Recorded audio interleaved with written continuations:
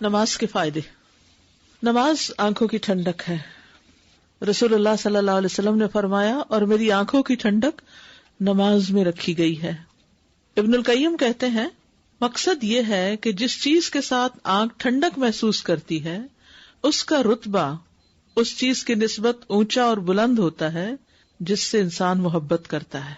تو اس دنیا میں نماز اللہ سے محبت کرنے والوں کی آنکھوں کی ٹھنڈک ہے، کیونکہ اس میں ایسی ہستی کے ساتھ سرگوشی کا معاملہ ہے کہ آنکھیں ٹھنڈی نہیں ہوتی، دل پرسکون نہیں ہوتے اور نفسوں کو سکون نہیں ملتا مگر اسی کی بارگاہ میں.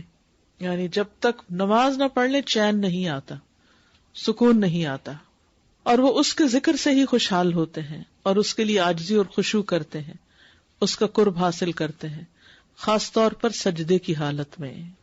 یہ وہ حالت ہے جس میں انسان اپنے رب کے سب سے زیادہ قریب ہوتا ہے. غافل کی اس ٹھنڈک سے محرومی. پھر وہ کہتے ہیں کہ محبت کرنے والے کا سکون اور آنکھوں کی ٹھنڈک نماز میں ہے، اور جو غافل اور روگرداں ہے اسے اس بات سے کچھ حصہ نہیں ملتا، بلکہ اس کے لیے نماز مشکل اور گراں عمل ہے. جب وہ نماز میں کھڑا ہوتا ہے تو گویا وہ انگاروں پر لوٹ پوٹ رہے ہوتا ہے. استغفر اللہ. غافل نماز میں کیسا ہوتا ہے؟ گویا وہ انگاروں پہ کھڑا ہو یہاں تک کہ اس کی جان چھوٹ جائے، اور اسے زیادہ اچھی نماز وہ لگتی ہے جو جلدی اور تیز پڑھی جائے، کیونکہ اس کی آنکھیں اس سے ٹھنڈی نہیں ہوتی اور نہ ہی دل کو اس نماز سے سکون حاصل ہوتا ہے. تو نمازی بھی دو طرح کے ہیں. اب ہمیں اپنا جائزہ لینا چاہیے کہ ہم کس میں آتے ہیں. کیا نماز ہماری بھی آنکھوں کی ٹھنڈک ہے یا نہیں؟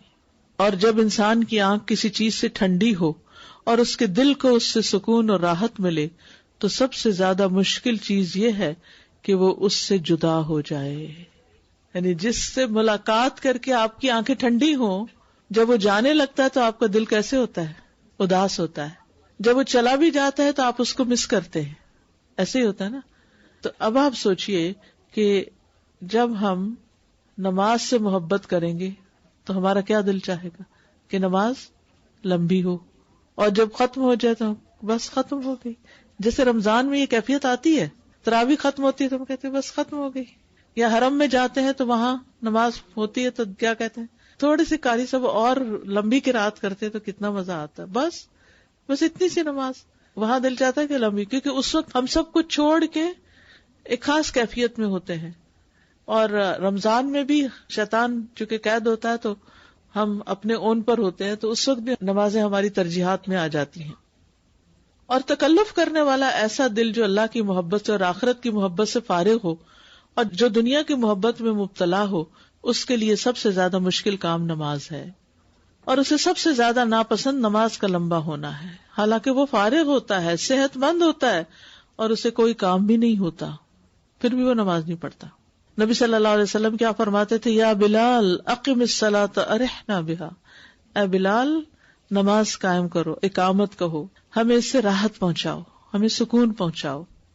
یعنی ہم دنیا کی تکلیف، تھکاوٹ، تنگی اور مشقت میں مبتلا تھے، یہاں تک کہ ہم نماز میں مصروف ہو جائیں. پھر نماز کا فائدہ کیا ہے کہ اس سے کامیابی ملتی ہے. قد افلح المؤمنون الذین هم فی صلاتهم خاشعون. یقیناً کامیاب ہو گئے وہ مومن جو اپنی نمازوں میں خشوع کرنے والے ہیں. رحمت ملتی ہے. وَأَقِيمُوا الصَّلَاةَ وَآتُوا الزَّكَاةَ وَأَطِيعُوا الرَّسُولَ لَعَلَّكُمْ تُرْحَمُونَ. نماز قائم کرو، زکوٰۃ ادا کرو اور رسول کا حکم مانو تاکہ تم رحم کیے جاؤ. نبی صلی اللہ علیہ وسلم نے فرمایا جب تم میں سے کوئی آدمی نماز کے لیے کھڑا ہوتا ہے تو رحمت اس کی طرف متوجہ ہوتی ہے، یعنی اللہ کی رحمت آتی ہے اس کی طرف. رزق ملنا. وَأْمُرْ أَهْلَكَ بِالصَّلَاةِ وَاصْطَبِرْ عَلَيْهَا لَا نَسْأَلُكَ رِزْقًا نَحْنُ نَرْزُقُكَ. اور اپنے گھر والوں کو نماز کا حکم دیجیے اور اس پہ خوب پابندی رکھیے. ہم آپ سے کسی رزق کا مطالبہ نہیں کرتے، ہم ہی آپ کو رزق دیں گے. خود بھی نماز ادا کریں، گھر والوں کو بھی نماز کی وصیت کریں. اللہ آپ کے رزق کی اور آپ کے خاندان کی حفاظت کی ضمانت دے گا. فقر دور کرنا. نبی صلی اللہ علیہ وسلم نے فرمایا اللہ تعالیٰ فرماتے ہیں اے ابن آدم تم اپنے آپ کو میری عبادت کے لیے فارغ کر لو، میں تمہارے دل کو بے نیازی سے بھر دوں گا اور تمہارا فقر دور کر دوں گا. فقر کیا ہوتا ہے؟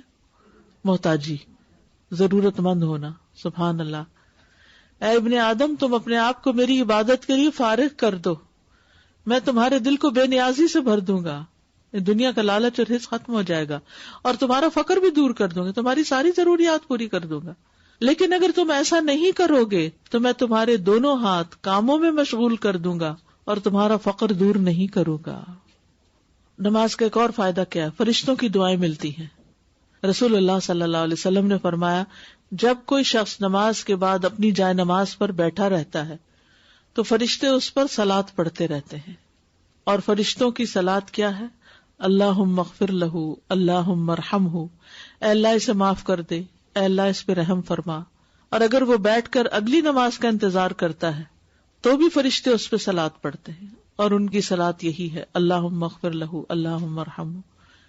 ایک نماز کے بعد دوسری کا انتظار عموماً کہاں کیا جاتا ہے؟ جب عمرہ یا حج کے لیے جاتے ہیں نا، تو وہاں ایک نماز پڑھ کے پھر لوگ بیٹھ جاتے ہیں وہیں پر، تھوڑا بہت کچھ کھا لیا، تھوڑا اگر نفل کا ٹائم بیچ میں ہوا تو نفل پڑھ لیے جیسے مغرب کے بعد، اور پھر اس کے بعد قرآن پڑھنے لگتے ہیں، پھر اگلی نماز کا وقت ہو جاتا ہے. جتنی دیر یہ بیٹھتے ہیں لوگ ایک نماز سے دوسری نماز تک، فرشتے ان کے لیے دعائیں کرتے رہتے ہیں، دعائیں کرتے رہتے ہیں. فرشتے کیا دعا؟ اللہم اغفر لہ، اللہم ارحمہ، اللہ اس کو بخش دے، اللہ اس کو بخش دے، اللہ اس پہ رحم فرما. یقین مانیے اگر آپ کسی کو یہ جاب بھی دے دیں نا کہ میں تمہیں اتنے پیسے دوں گی، تم یہاں کھڑی رہو اور سارا وقت 1 گھنٹہ 1.5 گھنٹہ میرے لیے یہ 2 دعائیں پڑھو، دعا کرو، تو تھوڑی دیر کے بعد کہ میں تھک گیا ہوں، مجھے بریک چاہیے. لیکن ہمیں ان باتوں پہ یقین نہیں نا، اس لیے اس طرح کا کام کرنے کا بھی شوق نہیں.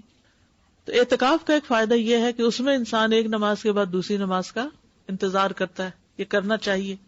ایک تو وہ اعتکاف ہوتا ہے نا جو رمضان میں ہوتا ہے، اور ایک آپ یہ بھی کر سکتے ہیں جیسے اب سردیوں میں دن چھوٹے آ رہے ہیں، جمعے کے دن آخری وقت میں دعائیں قبول ہوتی ہیں، عصر کا وقت جو ہے عصر کے بعد سے لے کے مغرب تک کے وقت میں قبولیت کی گھڑی ہوتی ہے، تو آپ اس وقت بھی اعتکاف کی نیت کر سکتے ہیں. گھر والوں کو بتا سکتے ہیں کہ میں عصر سے مغرب کے بیچ میں نہیں ملوں گی، کوئی فون نہیں، کوئی کال نہیں، کچھ نہیں.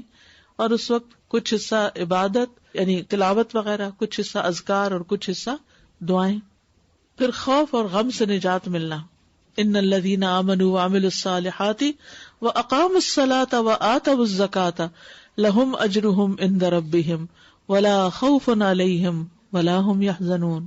بے شک جو لوگ ایمان لائے اور انہوں نے نیک اعمال کیے اور نماز قائم کی اور زکوٰۃ دی، ان کے لیے ان کا اجر ان کے رب کے پاس ہے، ان پر نہ کوئی خوف ہے نہ وہ غمگین ہوں گے.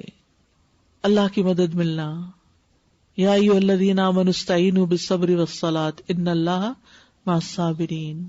حذیفہ بیان کرتے ہیں کہ نبی صلی اللہ علیہ وسلم کو جب کوئی مسئلہ درپیش ہوتا تو نماز پڑھنے لگتے.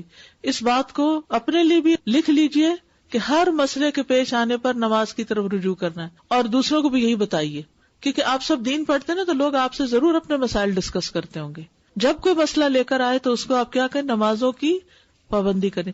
اگر آپ کو یاد ہو یہ بات کہ پہلے جیسے پیر وغیرہ اور جو بزرگ لوگ ہوتے تھے، لوگ جن کے پاس جا کے وظیفے وغیرہ لیتے تھے، تو وہ وظیفہ دیتے ہوئے ساتھ کیا کہتے تھے؟ 5 نمازوں کی پابندی کرنی ہے اور ہر نماز کے بعد یہ پڑھنا ہے. تو اب وہ جب 5 نمازوں کی پابندی ہو گئی اور پھر ہر نماز کے بعد وہ ذکر جو بھی دیں کر رہے ہیں، تو مسئلے تو حل ہو جائیں گے. تو ہم نماز کو نہیں سمجھتے کہ اس سے مسائل حل ہونے، ہم صرف وظیفے کو سمجھتے کہ اس سے مسائل حل ہونے. حالانکہ نماز سب سے بڑا ذریعہ ہے مسائل حل کرنے کا. یہ حدیث جو ہے کہ اذا حزبہ امر صلی، نماز سے اللہ کی حفاظت ملتی ہے. آپ نے فرمایا جس نے صبح کی نماز پڑھی وہ شام تک اللہ کے ذمے میں ہے، یعنی اللہ کی حفاظت میں ہے. پھر صحت و تندرستی بھی ملتی ہے. امام ابن قیم کہتے ہیں نماز جسم اور روح کی مشترکہ ورزش ہے. یہ جملہ بھی جمز میں لکھ لیجئے، نماز جسم اور روح کی مشترکہ ورزش ہے.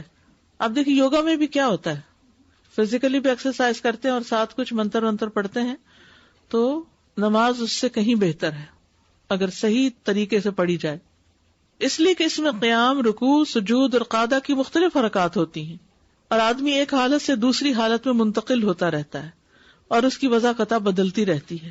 نماز میں جسم کے اکثر جوڑ متحرک رہتے ہیں، اسی لیے 2 رکعت اشراق جو ہے وہ ضحیٰ کی نماز جو ہے 360 جوڑوں کا صدقہ، کیونکہ سارے جوڑ ہل جاتے ہیں ایک دفعہ جب آپ نماز ادا کرتے ہیں.